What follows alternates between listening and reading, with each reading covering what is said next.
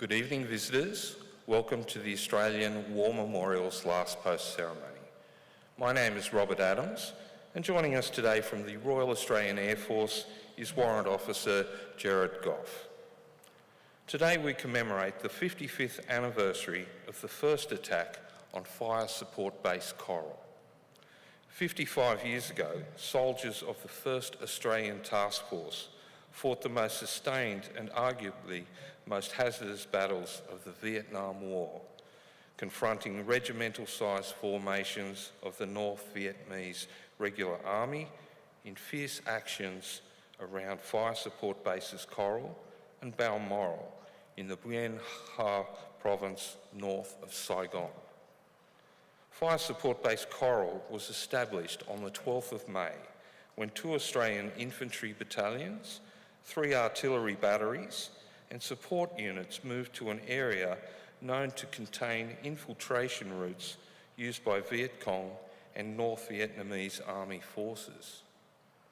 The enemy had attacked Saigon during the Communist Second General Offensive and was expected to use these routes in withdrawing.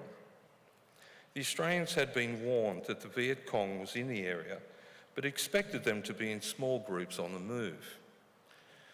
There were a number of warning signs, including the ominous warning given by the commander of the American company at the landing zone. "You won't need to find Charlie, they'll come looking for you." At about 3:30 the next morning, rocket and mortar fire began falling on the base.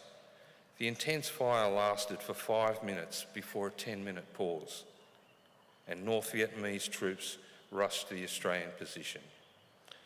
A mortar platoon and 2 gun positions were overrun as the North Vietnamese attacked in long straight lines of 150 to 200 men. Helicopter gunships and fighter aircraft were called in to deliver fire support to the Australians, while a C-47 Spooky aircraft circled the base, providing illumination with flares and hosing the enemy with its miniguns. By 4:30 a.m, the attack began to falter and the North Vietnamese withdrew into a rubber plantation. As the Australians regrouped and began to evacuate the dead and wounded, the cost of the battle was assessed.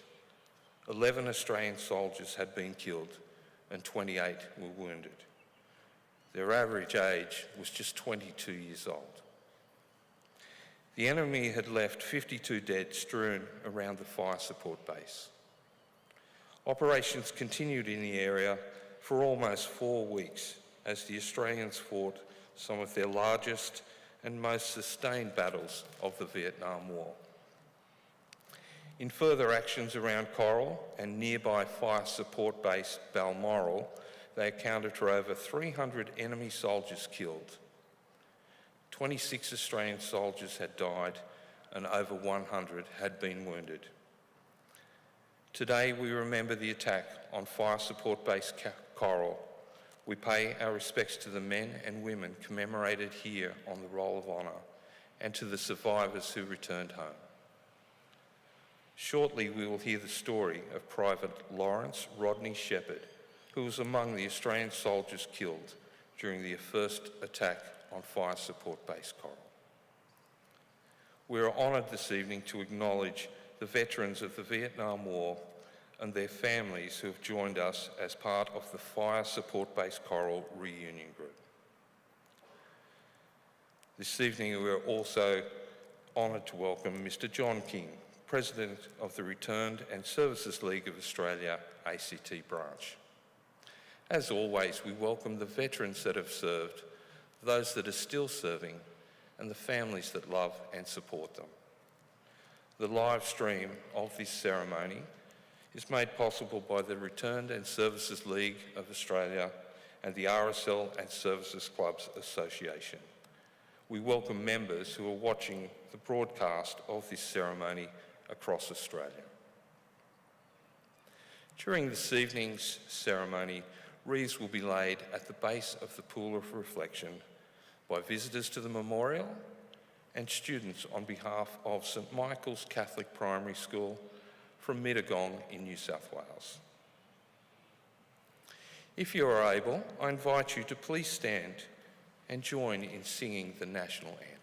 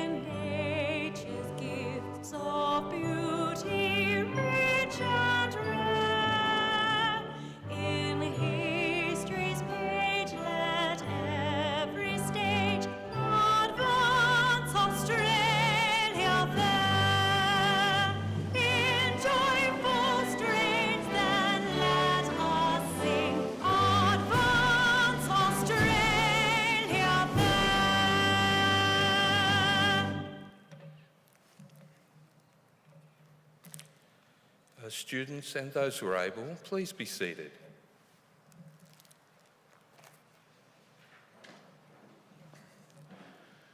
The Australian War Memorial was the vision of Charles Bean, Australia's First World War official historian. Bean landed with the Australian troops on Gallipoli and stayed with them at the front through to the end of the war. The idea of this national memorial and museum came to him at Pozières, France, in the depths of the bloody fighting of 1916. Bean's idea was that this would be a place where families and friends could mourn loved ones buried in faraway places. It would also be a place that could help all Australians understand what these men and women had endured and what they had done for us. Bean's vision, to which we remain true, is best expressed as inscribed in the entrance to the memorial's galleries.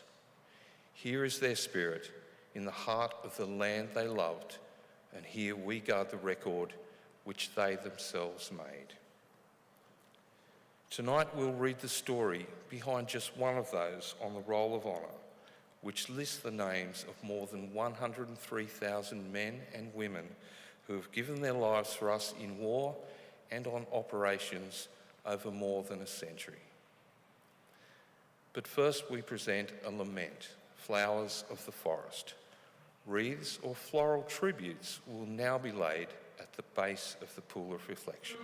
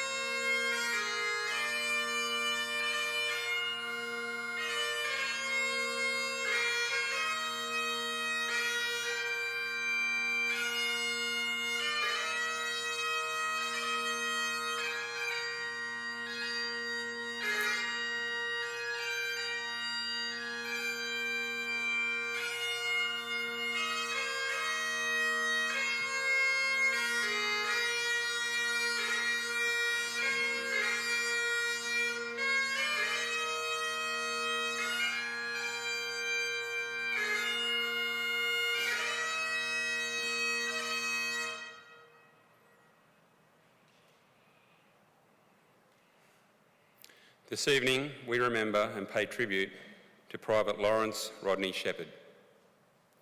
Born Arthur Desmond Cook on the 11th of May 1946, he was the adopted son of Albert and Alwyn Sheppard. Known as Larry, he grew up with his brother Keith and sister Anita in Sunbury, Victoria, where his father was a poultry farmer. He was educated locally and in Year 8 was one of the first 37 students to enter the newly opened Sunbury High School. He was known by teachers and his fellow students as a lovable rogue and a fine sportsman. He was voted house captain of one of the school's houses, Evans House, a position he held for 3 years. Shepard represented his schoolhouse in cricket, Australian rules football and athletics. He became school champion in open age athletics and competed at state level. In Year 10, he captained the Evans House football and cricket teams, and Evans won the house championship that year. Outside of school, he played football for Sunbury Football Club and trained with the Collingwood Magpies under-19s team. He also enjoyed tennis, horse riding and drawing. After attaining his intermediate certificate at the end of 1962, Shepard went to work as an insurance clerk. He was called up for national service in October 1966. He entered the 2nd Recruit Training Battalion at Puckapunyal for basic training on the 1st of February 1967. This was followed by infantry training. In July, Shepard was given compassionate leave to assist his mother look after his father, who had been ill. He returned to the Army in early September and was posted as a reinforcement to South Vietnam. He embarked from Australia aboard HMAS Sydney on the 17th of January 1968, disembarking at Vung Tau a little over 2 weeks later. Shepard was sent to 1 Australian Reinforcement Unit at Nui Dat, and on the 26th of February, he was posted to the 7th Battalion, the Royal Australian Regiment.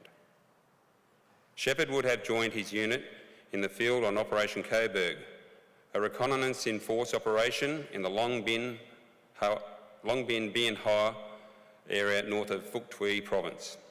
It was the battalion's final operation before returning to Australia. On the 11th of April, he was transferred to the 1st Battalion, the Royal Australian Regiment, which had just arrived in South Vietnam to begin its 2nd tour. Shepard was posted to 11 Platoon, D Company. After a shakedown operation, 1 RAR was involved in Operation Blacksland at the end of April, successfully locating and destroying enemy camps in the Nui Din Hills.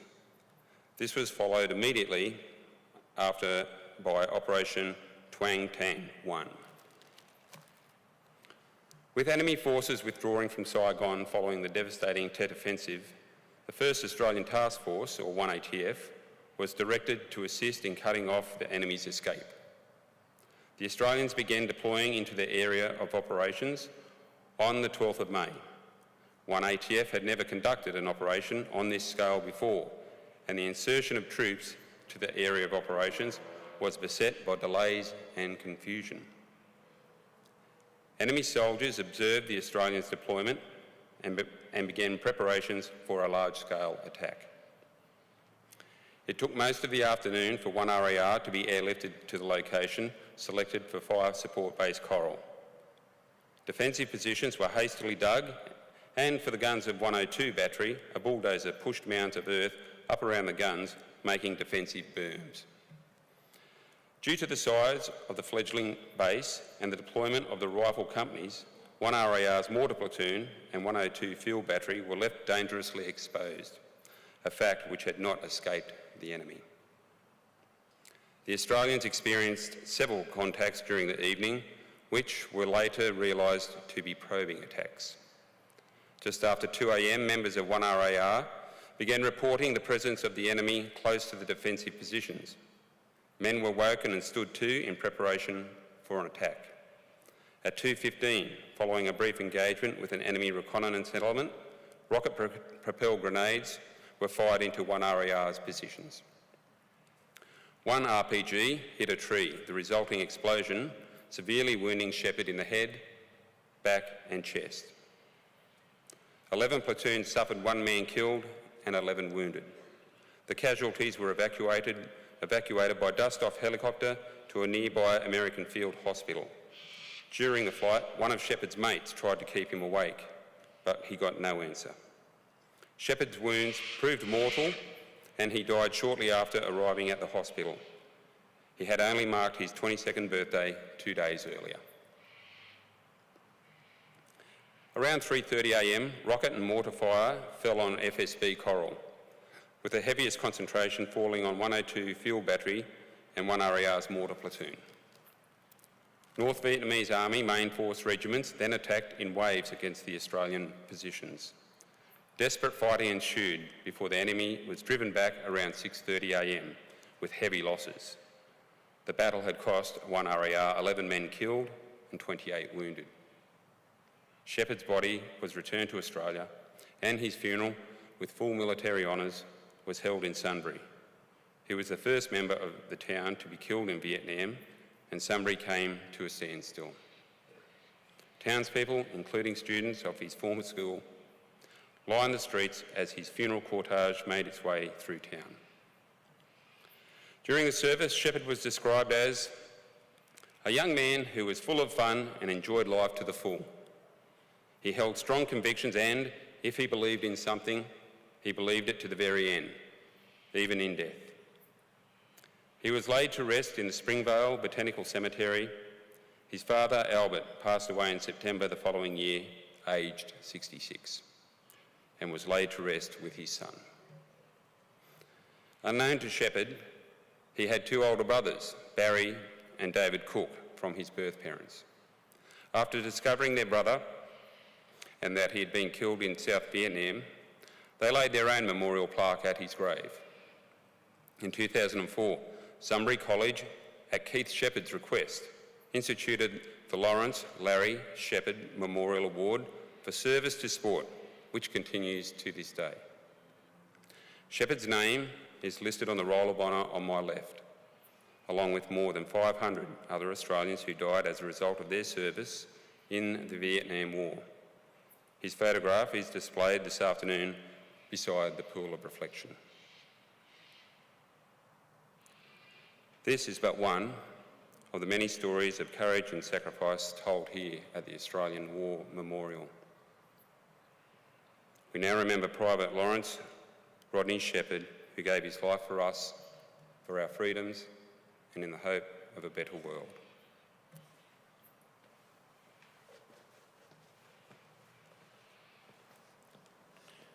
For those who are able, I now invite you to please stand for the reading of the Ode and the sounding of the last post.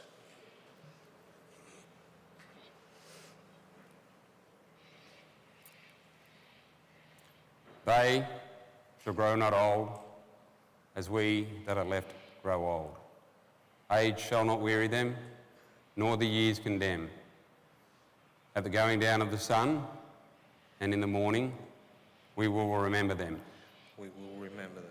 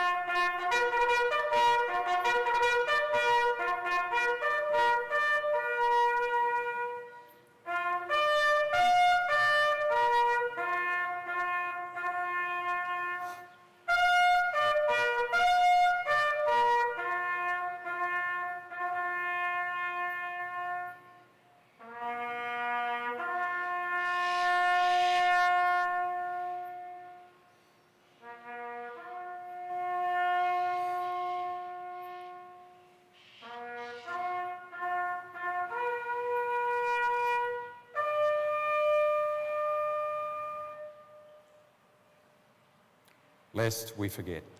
Lest we forget.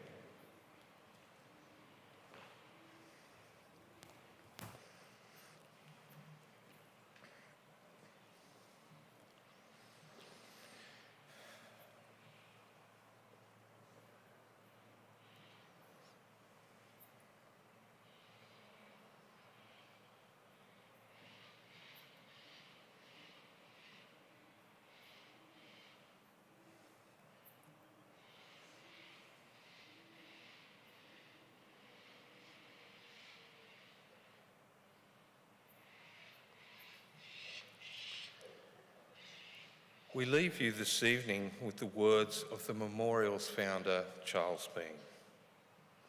Many a man lying out there at Pozieres or in the low scrub at Gallipoli, with his poor, tired senses barely working through the fever of his brain, has thought in his last moments, well, it's over.